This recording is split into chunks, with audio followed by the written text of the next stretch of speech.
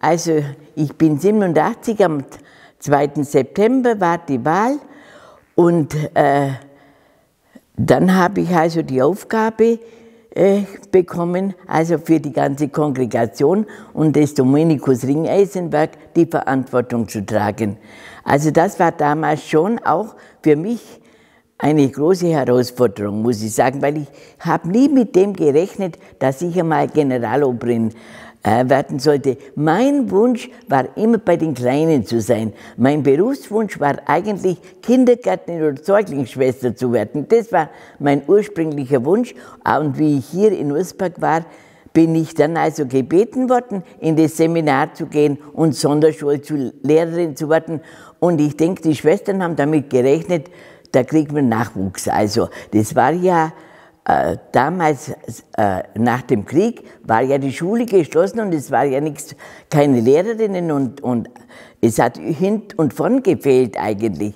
Ja, und wie ich dann 87 da gekommen bin, dann habe ich also den Einblick noch stärker in die Schwesternschaft bekommen und habe also bald gemerkt, wie ich also die Filialen so besucht habe nach der Reihe und dann Ursberg kennengelernt habe. Bis dahin habe ich die Häuser auch nicht gekannt. Wir waren in unserem Beruf und da wollte man auch gar nicht, dass man in die anderen Häuser geht, sondern wir sollten einfach unsere Berufsarbeit gewissenhaft und getreu erledigen.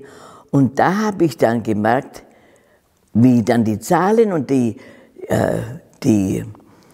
Statistiken gesehen habe.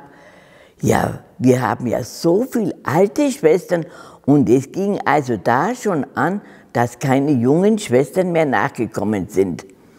Und es ging dann ein paar Jahre und ich habe mir gedacht, also das geht so in der Zukunft nicht weiter.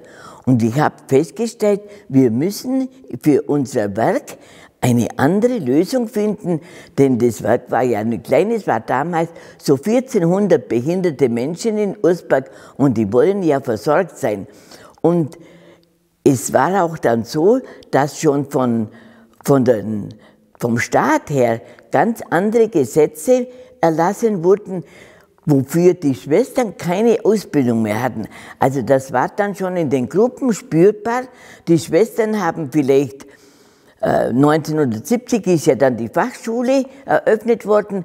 Dann sind die Schwestern natürlich alle in die Fachschule, soweit es vom Alter her noch möglich war, reingeschickt worden, dass sie wenigstens eine fachliche Ausbildung und Qualifikation bekommen haben.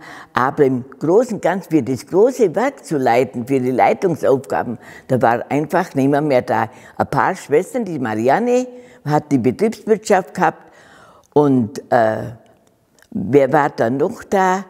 Dann ist die Katharina in der Zeit schon natürlich, die war aber in der Sonderschule oben, aber es war eine Handvoll Schwestern, wo ich sagen konnte, ja, die kommen einmal in Frage für Leitungsaufgaben.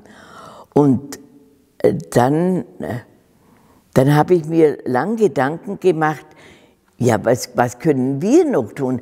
Aber von den Schwestern war keine Mehrarbeit, also nicht mehr zu verlangen. Also das war ein Höchstmaß an Arbeit. Und dann ich war also ja auch ein Laie in diesen Aufgaben eigentlich, oder bin als Laie hergekommen, das große Werk zu organisieren und zu leiten. Und dann habe ich im Generalrat haben wir gedacht, ich muss jetzt einmal informieren, was ich für Gedanken habe. Und habe dann das gesagt. Und der Generalrat, ja, der hat sich also das angehört, bis auf die Schwester, wo ich Ihnen gesagt habe, die sehr gelitten hat und gesagt hat, nein, also wir dürfen doch das Werk also nicht weggeben. Das Werk, das Erbe vom Vater Ringeisen, die Ökonomin war damals Schwester Felice, die hat ja das ganze Wirtschaftliche unter sich gehabt, die war auch nicht so sehr begeistert, aber die anderen waren also sehr schnell von dem Gedanken beeindruckt und haben das selber auch so empfunden, dass das auf die Dauer so nicht weitergeht.